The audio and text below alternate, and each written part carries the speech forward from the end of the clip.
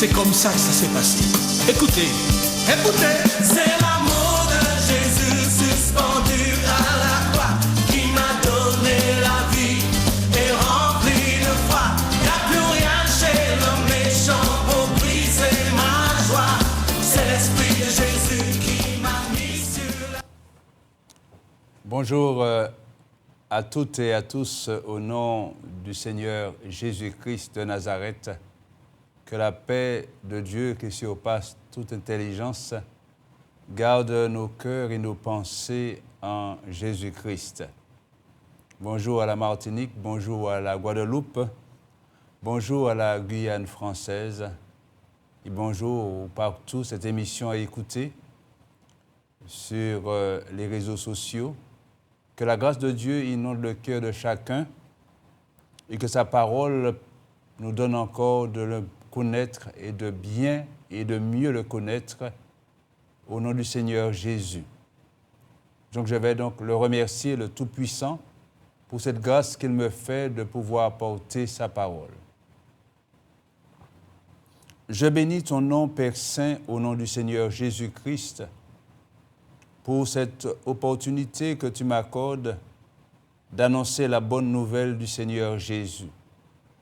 Père, merci pour ta parole parce qu'elle est véritable. La seule parole qui peut changer nos cœurs, qui peut nous transformer à l'image de ton Fils, le Seigneur Jésus. Mon Dieu, que cette parole qui sera annoncée puisse porter le fruit que tu attends chacun de nous, afin que ta gloire se manifeste dans la vie de chacun.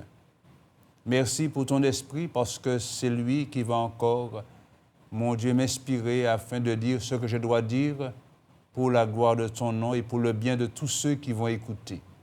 Je te remercie, je te bénis, Père, dans le nom merveilleux de Jésus-Christ, ton Fils. Amen.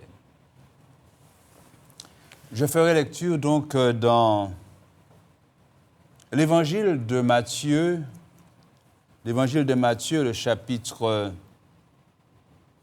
12. Je lirai donc à partir du verset 46. L'Évangile de Matthieu, le chapitre 12, à partir du verset 46. Il est dit comme Jésus s'adressait encore à la foule.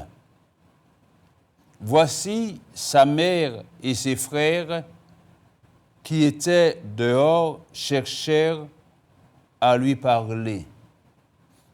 Quelqu'un lui dit, voici ta mère et tes frères sont dehors. Ils cherchent à te parler. Mais Jésus répondit à celui qui le lui disait, qui est ma mère? Et qui sont mes frères? Puis, étendant la main sur ses disciples, il dit, voici ma mère et mes frères, car quiconque fait la volonté de mon Père, qui est dans les cieux, celui-là est mon frère et ma sœur et ma mère. Amen. Voilà un passage qui se répète dans deux autres évangiles, l'évangile de Marc, au chapitre 3, du verset 31 jusqu'au verset 35, et l'évangile de Luc, le chapitre 8, du verset 19 au verset 21. Mais qu'est-ce que Jésus veut nous montrer au travers de ce passage ou encore de ces passages? Il veut simplement nous montrer que la famille spirituelle prend le pas sur la famille selon la chair. Parce qu'il dit ceci à celui qui est venu vers lui pour lui dire que ta mère et tes frères sont dehors et ils cherchent à te parler. alors que Jésus était en train de parler à la foule.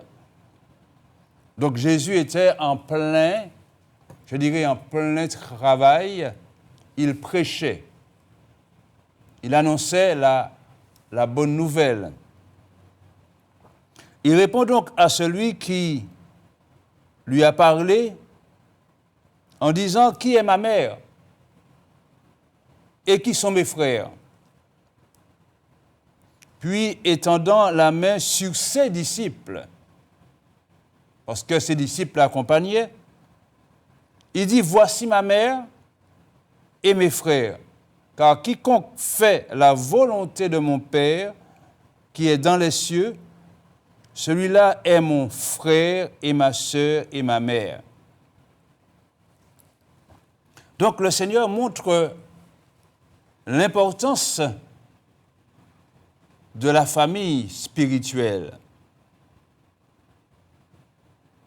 Il faut comprendre que ce n'est pas de la part du Seigneur Jésus un reniement de sa famille selon la chair, non. Mais le Seigneur établit une relation avec ceux qui, par la foi en son nom, ont décidé de le suivre. Il faut comprendre qu'au moment où Jésus prononçait ces paroles, sa mère et ses frères n'avaient pas encore compris qui il était réellement, le Fils de Dieu, le Christ, le Sauveur, le Messie tant attendu. Ils n'avaient pas encore compris qui était celui-là qui avait avec eux un lien de parenté. Quand nous considérons l'évangile de Jean au chapitre 7, l'évangile de Jean au chapitre 7, il est dit ceci,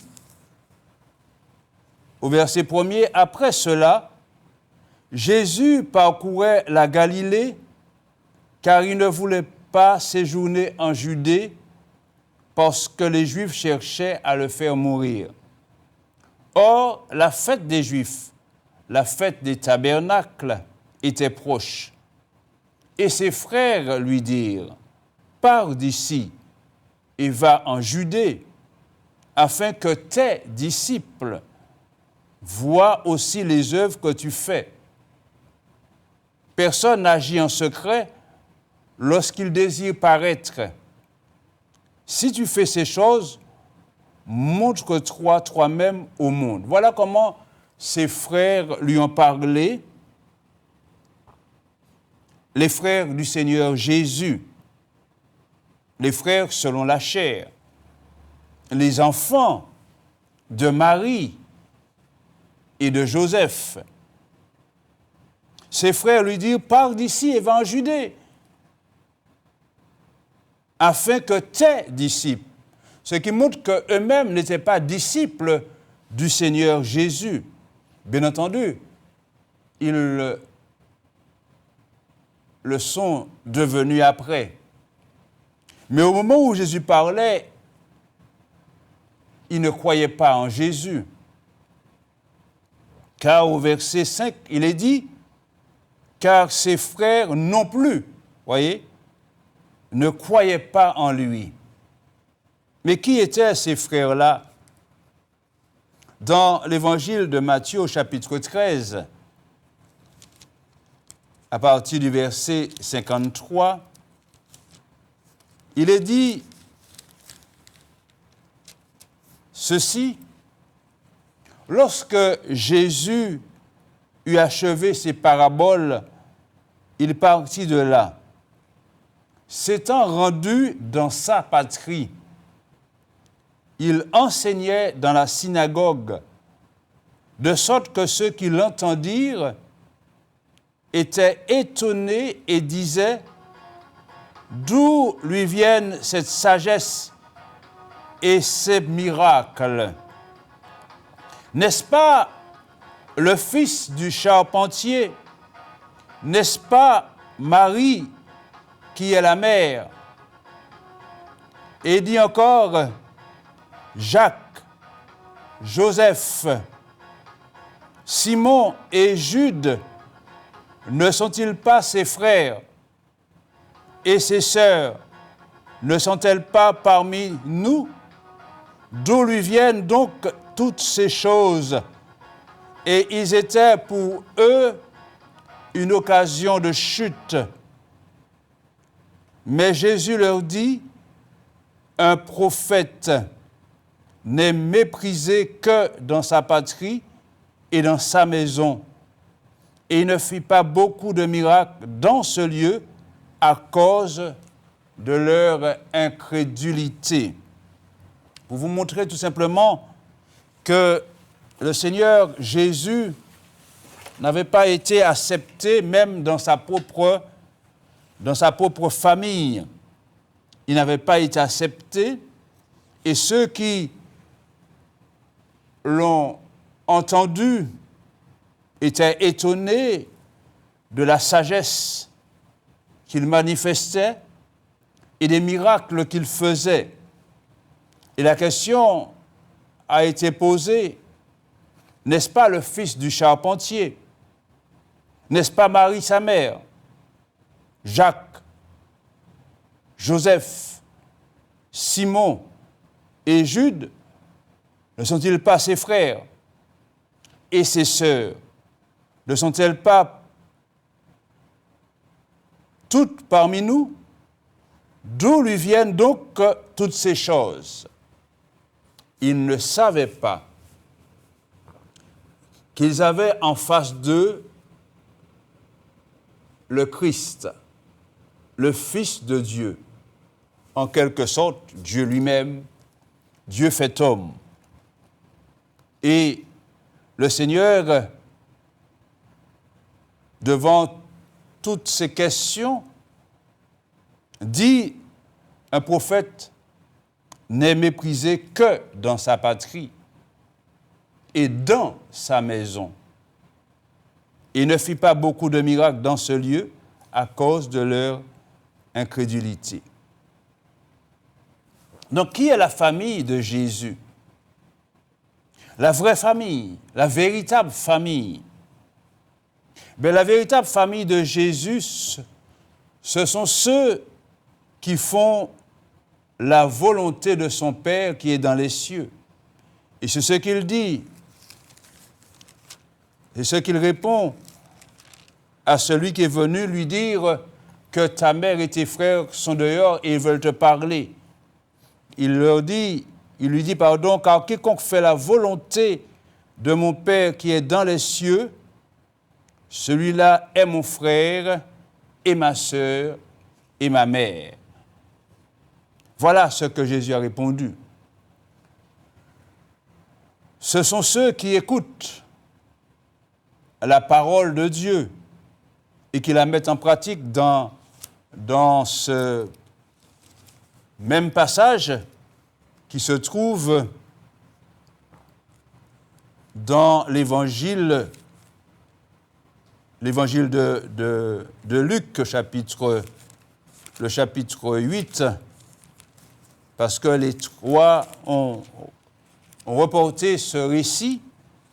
Et dans l'évangile de Luc, au chapitre 21, le Seigneur répondit, « Ma mère et mes frères, ce sont ceux qui écoutent la parole de Dieu et qui la mettent en pratique. » Voilà la relation qui a été établie par l'Évangile avec le Seigneur Jésus-Christ. Écouter et mettre en pratique, c'est faire la volonté de Dieu, la volonté du Père. Encore écouter et mettre en pratique ou encore obéir sont là deux étapes qui se suivent si on veut faire la volonté de Dieu. Parce que écouter seulement n'est pas suffisant, mais il faut obéir. Et c'est pour cela que dans l'épître de Jacques, et on arrive à quelque chose d'extraordinaire, parce que Jacques, ce n'est pas l'un des disciples du Seigneur. Ce Jacques dont on parle, excusez-moi, ce Jacques dont on parle, c'est le frère du Seigneur Jésus, le frère selon la chair, qui s'est donné, qui s'est converti après, et qui a écrit l'épître qui porte son nom, l'épître de Jacques. Ce n'est pas le Jacques, l'un des Jacques qui se trouve dans la liste des disciples, les 12. Non. Mais ce Jacques-là, c'est l'un des frères de Jésus, selon la chair. Et c'est pour cela que dans cet épître de Jacques, le chapitre 1er, Jacques nous dit ceci à partir du verset 22. Il dit « Mettez en pratique la parole » et il dit « Et ne vous bornez pas à l'écouter en vous trompant vous-même par de faux raisonnements. Car si quelqu'un écoute la parole et ne la met pas en pratique, il est semblable à un homme qui regarde dans un miroir son visage naturel et qui, après s'être regardé, s'en va et oublie aussitôt comment il était. Mais celui qui aura plongé les regards dans la loi parfaite, la loi de la liberté, et qui aura persévéré, n'étant pas un auditeur oublieux, mais se mettant à l'œuvre, celui-là sera heureux dans son activité.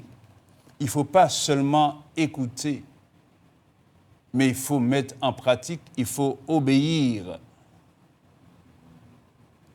La famille spirituelle est formée de l'ensemble de ceux qui croient en Jésus, en Jésus-Christ, et qui marchent selon son évangile, non pas selon la religion. Parce qu'il faut comprendre que cette famille spirituelle va au-delà du lien du sang, va au-delà même de la race. Parce que c'est la foi en Jésus-Christ qui peut donner à quiconque, qui que ce soit, à entretenir une relation avec le Seigneur Jésus. Cette foi en question, c'est la foi en la parole de Dieu. Parce que l'apôtre Paul nous dit dans l'Épître aux Romains, au chapitre 10 et au verset 17, l'apôtre nous dit que la foi vient de ce qu'on entend, et ce qu'on entend vient de la parole de Christ. Donc il faut écouter la parole. Elle suscite la foi et elle nous mène à comprendre cette foi que c'est Jésus-Christ qui est le lien qui peut former justement cette famille spirituelle. C'est Jésus-Christ qui nous donne de devenir des frères et des sœurs en son nom. Nous sommes, pour ceux qui croient en lui, nous sommes frères et sœurs. C'est pour cela que, quel que soit l'endroit où je peux aller, si je vais en Chine, je vais trouver en Chine de ceux qui croient en Jésus-Christ et qui sont mes frères et aussi mes sœurs en Christ, même si ils ont les yeux bridés et que je n'en ai pas, ce sont tout de même mes frères et mes sœurs en Christ, parce que c'est là, cette famille que le Seigneur a suscitée par la foi en son nom, avec tous ceux qui croient en lui et qui le suivent et qui le servent. C'est ça qui est important. Alors, il y a quelque chose d'extraordinaire qui doit se manifester. C'est que cette foi en Christ, elle ne va pas faire l'objet de satisfaction de tous, même au sein d'une même famille, selon la chair. Cette foi peut subir les attaques de ceux qui, dans la famille, selon la chair, de ceux qui ne la partagent pas avec celui ou celle qui la possède. Le Seigneur Jésus ne nous a pas pris au dépourvu. Au contraire, il a averti que même au sein de la famille, selon la chair, on peut trouver même des ennemis à cause de cette foi en lui, puisque dans ce chapitre 10 de l'évangile de Matthieu, le Seigneur dit ceci à partir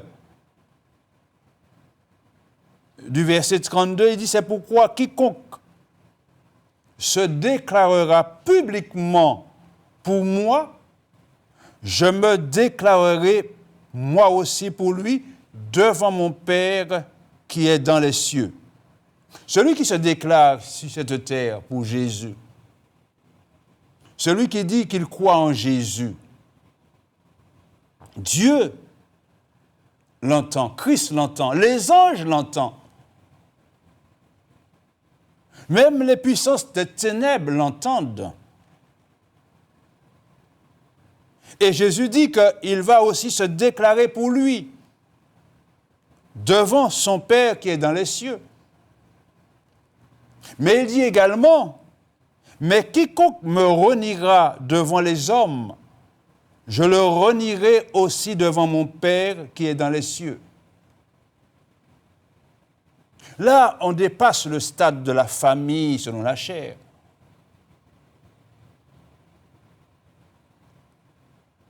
Ce n'est pas papa, maman qui va empêcher à Jésus de renier celui qui le renie sur cette terre. Et c'est pour cela que Jésus dit au verset 34, « Ne croyez pas que je sois venu apporter la paix sur la terre. Je ne suis pas venu apporter la paix, mais l'épée. » L'épée représente la parole de Dieu. Lorsque la parole de Dieu pénètre dans une famille, cette parole va susciter des grincements de dents pour ceux qui ne croient pas ou pour ceux qui veulent s'attacher à leur tradition, à leurs coutumes, à leur religion. Pour ceux qui ne veulent pas du vrai évangile, qui ne veulent pas de cette authenticité même de la parole. Et c'est pour cela que Jésus dit, « Car je suis venu mettre la division entre l'homme et son père, entre la fille et sa mère, entre la belle-fille et la belle-mère. et l'homme aura pour ennemis les gens de sa maison. Beaucoup disent, là, papa m'a mis moi, c'est là m'a arrêté. Ou la maman m'a mis moi, c'est là m'a arrêté. C'est une fuite en avant pour ne pas saisir le vrai évangile. Mais il faut comprendre une chose. L'héritage des parents, et je parle de l'héritage religieux des parents, est le plus souvent en porte-à-faux avec la vérité de la parole de Dieu. Et cet héritage constitue des pratiques abominables, des pratiques dangereuses, telles que l'idolâtrie, telles que les sciences occultes. Et l'apôtre Pierre le dit dans son épître, l'épître de Pierre, première épître de Pierre, il dit ceci, l'apôtre dans le chapitre 1er, il dit, à partir du verset 18, il dit, vous savez que ce n'est pas par des choses périssables, par de l'argent ou de l'or, que vous avez été rachetés de la vaine manière de vivre que vous avez hérité de vos pères. Ce n'est pas cela qui va racheter l'homme devant Dieu. Mais il dit, mais par le sang précieux de Christ comme d'un agneau, sans défaut et sans tache, prédestiné avant la fondation du monde, il fut manifesté à la fin des temps à cause de vous. Par lui, il dit, par lui, vous croyez en Dieu, qu'il a ressuscité des morts et lui a donné la gloire, en sorte que votre foi et votre espérance reposent sur Dieu. Ayant purifié vos âmes en obéissant à la vérité. Comment on purifie son âme? C'est en obéissant à la vérité pour avoir un amour fraternel, sincère. Armez-vous ardemment les uns les autres de tout votre cœur. Aimez-vous ardemment les uns les autres de tout votre cœur, puisque vous avez été régénérés, non par une semence corruptible. La semence des hommes, elle est corruptible. Mais par une semence incorruptible, par la parole vivante et permanente de Dieu, la vraie parole. Car toute chair, est comme l'herbe, et toute sa gloire comme la fleur de l'herbe. L'herbe sèche et la fleur tombe.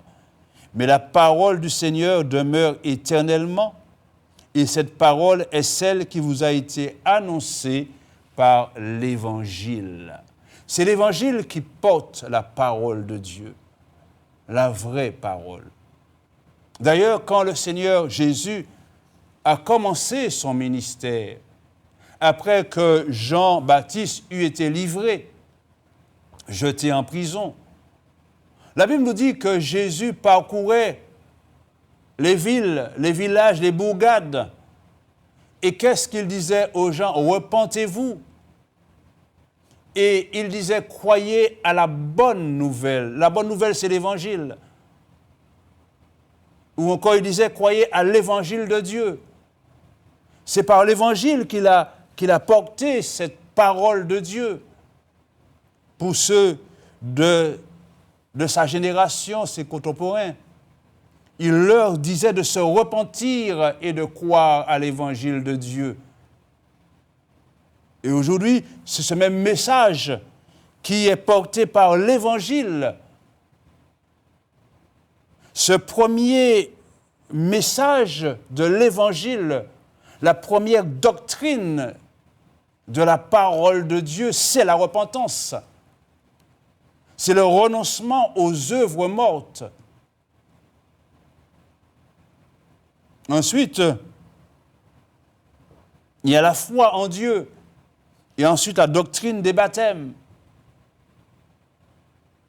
Donc, la toute première doctrine, la toute première base, le premier fondement de la parole de Dieu, c'est la repentance. Et cela a été le message de Christ. Cela a été le message de l'apôtre Pierre. Cela a été le message de l'apôtre Paul, disant à tous ceux qu'il rencontrait de se repentir. Non pas de suivre des rites, de suivre des coutumes, de suivre des traditions humaines, non, mais de se repentir. Et c'est pour cela qu'il est important de comprendre qu'il y a des pratiques qui sont dangereuses, qui sont abominables devant Dieu. Des pratiques qui ont été transmises de génération en génération et qui sont devenues des liens ancestraux ou encore des liens générationnels, mais qui ont eu pour résultat ces pratiques abominables, qui ont eu pour résultat une source de malédiction.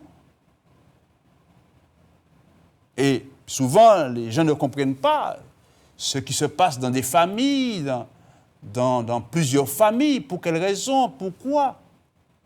Parce que, tout simplement, ce sont des pratiques qui conduisent justement à ce résultat, la malédiction, le malheur, et des choses qu'on ne comprend pas toujours.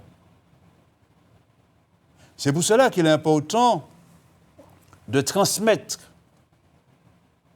pour que nous puissions réellement entrer dans cette famille de Christ, tous ceux qui croient en son nom, tous ceux qui le suivent selon son évangile, tous ceux qui le servent. Il est important de transmettre la véritable parole de Dieu. Le psalmiste dit dans le psaume 78, le psalmiste dit ceci dans le psaume 78,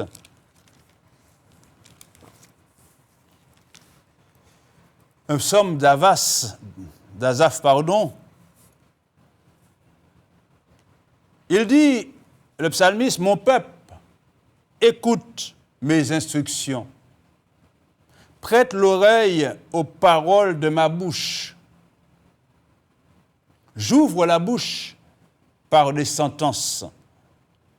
Je publie la sagesse des temps anciens. Ce que nous avons entendu,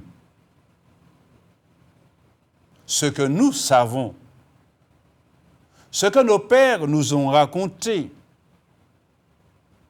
nous ne le cacherons point à leurs enfants. Nous dirons à la génération future les louanges de l'Éternel et sa puissance et les prodiges qu'il a opérés. Il a établi un témoignage en Jacob. Il a mis une loi en Israël et il a ordonné à nos pères de l'enseigner à leurs enfants. Si les parents ne font pas partie, certainement pensant qu'ils font partie de la famille de Dieu, ils ne peuvent qu'entraîner leurs enfants dans les choses qu'eux-mêmes ont reçues de leurs parents, et ainsi de suite. pensant que ce sont des choses qui sont bonnes, mais des choses qui ne viennent que des hommes, des doctrines humaines. C'est pour cela qu'il a établi un témoignage en Jacob. Et je dirais que dans la dispensation de la grâce, notre Dieu a établi un témoignage en Christ. Il a mis une loi en Israël. Il a donné à Jésus de porter l'Évangile. Et il a ordonné à nos pères de l'enseigner à leurs enfants pour qu'elle soit connue de la génération future. Des enfants qui naîtraient et que devenus grands, ils en parlent à leurs enfants. Ce qui veut dire que cela doit être transmis de génération en génération. Afin qu'ils mettent en Dieu leur confiance, qu'ils n'oublient pas les œuvres de Dieu et qu'ils observent ses commandements. Et il dit, afin qu'ils ne soient pas comme leur père, parce qu'il y a de ceux qui ont transmis des choses qui n'ont pas été selon la gloire et la volonté de Dieu. Afin qu'ils ne soient pas comme leur père, une race indocile et rebelle, une race dont le cœur n'était pas ferme et dont l'esprit n'était pas fidèle à Dieu. Quand on considère le peuple d'Israël, à qui Dieu avait donné la loi, à qui Dieu avait donné des recommandations de ne pas imiter les abominations des nations. Mais Israël n'a pas suivi cela. Israël s'est laissé corrompre. Israël a imité les abominations des nations, telles que l'idolâtrie, telles que le culte de Baal, le culte d'Astarté. Et Israël s'est trouvé en difficulté à cause de sa désobéissance. Israël s'est trouvé être un peuple déporté parce que Dieu l'avait averti que s'il n'obéissait pas à ses commandements, le pays le vomirait. Et aujourd'hui, si nous ne faisons pas ce que Dieu nous demande de faire, eh bien, il faut comprendre que on n'aura pas droit d'entrer dans le royaume de Dieu. C'est le royaume de Dieu qui vomirait à ce moment-là. Il faut bien comprendre que le Seigneur Jésus a établi cette famille spirituelle. Et elle est au-delà même de la famille selon la chair. C'est à chacun donc de comprendre ce qui est dit là en ce jour, afin qu'il saisisse la grâce de Dieu au-delà des affections familiales, au-delà même des liens familiaux. Parce que le salut, c'est un choix personnel. C'est une relation qu'on établit avec Jésus-Christ, le Sauveur, par l'Évangile.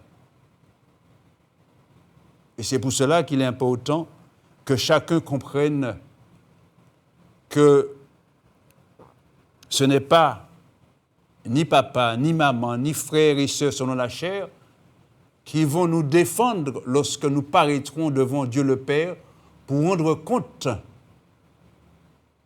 de ce qu'on a fait de ce salut. Parce qu'eux-mêmes aussi devront rendre compte. Chacun devra rendre compte personnellement de ce qu'il a fait de l'Évangile et du salut. C'est pour cela que je vous invite à entrer dans cette famille spirituelle en établissant avec le Seigneur Jésus une relation personnelle, une relation individuelle, une relation intime avec votre Sauveur. Que son nom donc soit béni et que son nom soit glorifié. Amen.